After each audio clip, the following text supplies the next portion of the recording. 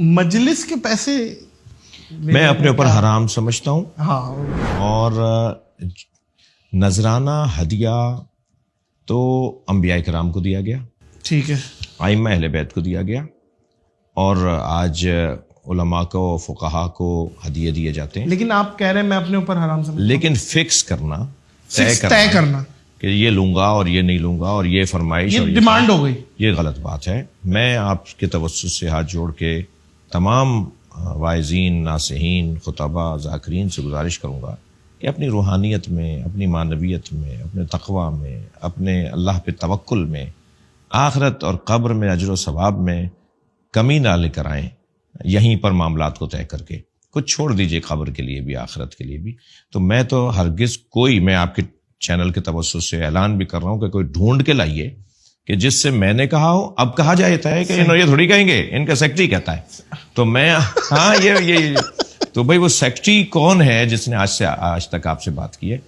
میں شدید ناراض ہوتا ہوں اگر کوئی یہ بھی بتا دیتا ہے کہ مولانا یہ پسند کرتے ہیں, یہ کھائیں گے, ان کے کمرے میں 2 دن آپ کے یہاں رکیں گے, ان کے روم میں یہ چیزیں ہونی چاہیے. میں کہتا ہوں کیوں بتا رہے ہو ایسا؟ میں جاؤں گا وہاں دیکھوں گا, اگر نہیں ہوئی تو میں خود ہی کہہ دوں گا کہ یہ چیز بڑھا دیجیے, اور وہ دیکھوں گا یہ کر بھی سکتا ہے. بیچارہ غریب آدمی. حدیث مبارکہ میں اور سنت رسالت مآب صلی اللہ علیہ وآلہ وسلم میں تو یہ ہے کہ اگر دسترخوان پہ کوئی نمک نہیں لے کر آیا ہو تو اسے نمک نہیں مانگو, کیونکہ کیا معلوم وہ نمک لائے اور اسے کسی مشکل کا سامنا کرنا پڑ جائے کہ گھر میں نمک نہیں تھا, وہ جا رہا ہے نمک لینے کے لیے, واہ, اور شاید پڑوسی اسے ادھار لینا پڑ رہا اسے نمک لانے کے لیے. مطلب جو دسترخوان میں چیز نہ ہو اس کا مطالبہ نہیں کرو, اس کا مطالبہ جو نہ دیا ہے کرو. وہی کھا لو. اچھا, جب یہاں تک ہمیں اسلام کہہ رہا ہے تو ہم یہ خواہشیں کریں کہ یہ دے دو اور وہ دے دو, یہ ہونا چاہیے, میں رات کو یہ کھاتا ہوں, میں دن میں یہ کرتا ہوں, اور میرا لائٹ کمرے میں اسی ایسا ہونا, یہ کیا باتیں ہیں؟ تو میں سمجھتا ہوں کہ یہ بہت واضح ہے. اور میں آپ سے عرض کروں کہ ہم اس سوچ کے ساتھ آگے بڑھ رہے ہیں. ویسے ہی لوگ ہم سے بہت محبت کرتے ہیں, ہم پہ قربان ہوئے جا رہے ہیں, ہمیں تول رہے ہوتے ہیں اپنی دنیاوی نعمتوں میں. تو پھر خسرت دنیا والآخرہ نہیں ہے کہ آپ کو بغیر کچھ سوچے ہوئے آپ کے تصور سے زیادہ اللہ آپ کو کسی کے ذریعے دے رہا ہو جی, اور آپ پھر مطالبہ کر لیں.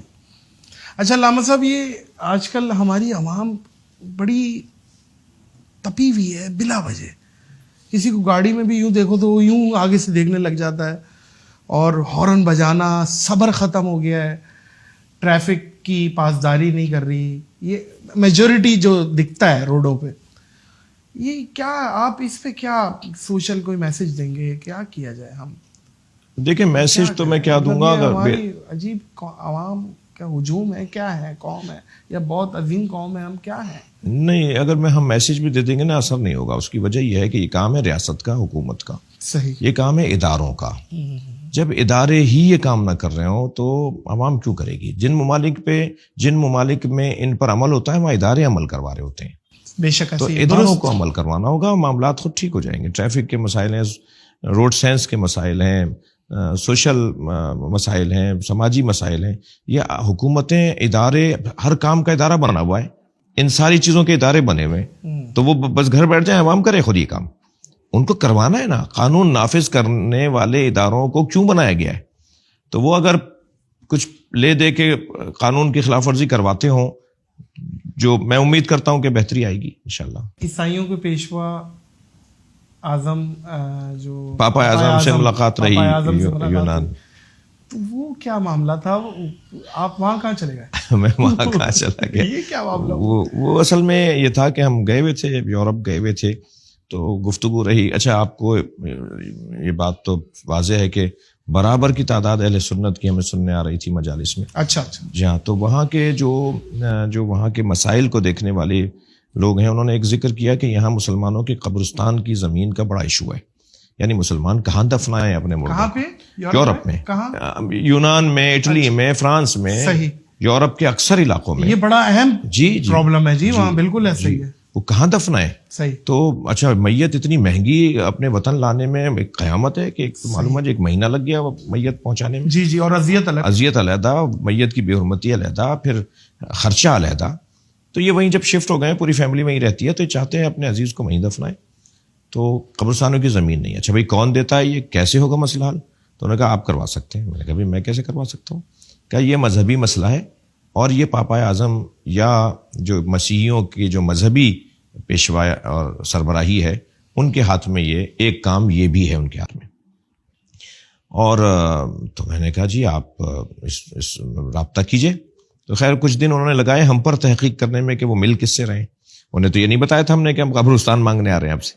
انہیں تو یہ تھا کہ کوئی مسلمان مسلک کا، مسلمان دین دھرم کا ایک عالم ہے جو ملنا چاہتا ہے. اور پاپا اعظم نے ٹائم دیا. بہت وزیر اعظم اور صدر مملکت کے پروٹوکول کی طرح ان کا پروٹوکول ہے. اچھا جی ہاں بہت. جی آرتھوڈاکس کے آپ کو پتا ہے کہ کیتھولک، آرتھوڈاکس، اسی طرح ایک اور کوئی فرقہ ہے. یہ 3 فرقے ہیں مسیحیوں میں اور ان تینوں کے سربراہ علیحدہ ہیں. جیسے ہمارے ہاں بریلویوں کا مفتی اعظم علیحدہ اور شیعوں کا مرجع تقلید علیحدہ اور دیوبندیوں کا مفتی اعظم علیحدہ، اسی طرح ان کے ہاں بھی مفتیان اعظم علیحدہ ہیں. تو یہ پاپا اعظم آرتھوڈاکس کے مفتی اعظم ہیں. تو ان سے ہم ملے الحمدللہ بہت اچھی. ہم نے جب ان کے سامنے یہ مسئلہ رکھا تو انہوں نے فوراً تسلیم کیا اور آرڈر جاری کیا کہ تو انہوں نے پوچھا کہ سنیوں کے لیے یا شیعوں کے لیے. میں نے کہا دونوں کے لیے. اور دونوں کے لیے ہم نے زمینوں کا مطالبہ کیا اور امید ہے کہ میرے بعد والے لوگوں نے اس مسئلے کو آگے دیکھا ہوگا. بہت اچھی ملاقات رہی. انہوں نے کچھ ایسی باتیں ہمیں بتائیں جو ہمارے لیے، انہوں نے کہا افغانستان اور شام سے ہم نے مسلمان یتیم بچوں کو اپنے یہاں کے یتیم خانوں میں رکھا ہوا ہے. ہم انہیں پال رہے ہیں، ہم انہیں کھلا رہے ہیں، ان کو ہم پڑھا رہے ہیں اور ان کے ہی دین پر ان کو عمل کی اجازت ہوتی ہے. وہ جیسے چاہتے ہیں ایسے اپنے دین پہ عمل کرتے ہیں. صحیح. اور پھر انہوں نے مجھ سے پوچھا کہ آپ مسلمانوں کا عبادت کا طریقہ کیا ہے، پھر مسلمانوں میں کتنے فرقے ہیں، آپ فرقوں کے درمیان کیسے ہم آہنگی کو ایجاد کرتے ہیں، کیونکہ سب مسلمان ہیں مگر فیکلٹیاں ہیں، شعبے ہیں، سوچیں ہیں. تو وہ ہم نے ان کو الحمدللہ بتایا، سمجھایا. اور میں نے ان سے کہا جو اس وقت کے وہاں کے اخباروں نے بہت لکھا اس کو، 18-20 وہاں کے اخباروں نے اس ملاقات کو اٹھایا، اہمیت دی. بالکل. اور اس میں یہی بات کی کہ انہوں نے بات کی ہے، کہا کہ ہمارا علمی اختلاف ضرور ہے فرقوں کے درمیان مگر ہم سب ایک ہیں. ہمارے مشترکات غالب اور زیادہ ہیں اور ہم آپس میں جن مسائل میں اختلاف کا شکار ہیں وہ بھی گفتگو سے حل کرنے کے قائل ہیں. ہم اختلاف تناؤ تک لے جائیں اس کے ہم قائل نہیں ہیں. بہت مناسب گفتگو رہی. مگر میں آپ کو بتا کر یہ کچھ عرصے پہلے بہت، جیسے آپ کو بھی پتہ ہے، وہاں کے مسلمانوں پر اس کا بہت اچھا اثر پڑا اور پاکستان کے مسیحیوں کے لیے ایک اچھا پیغام گیا. تو میں تو اس کی لذت اب تک لے رہا ہوں. کیا بات ہے علامہ صاحب. اللہ آپ کو خوش و خرم رکھے، اللہ آپ کو زوال نعمت سے بچائے. آپ کے ساتھ بیٹھ کے بہت کچھ سیکھنے کا موقع ملا اور آپ بڑے مزے کے آدمی ہیں. بہت شکریہ.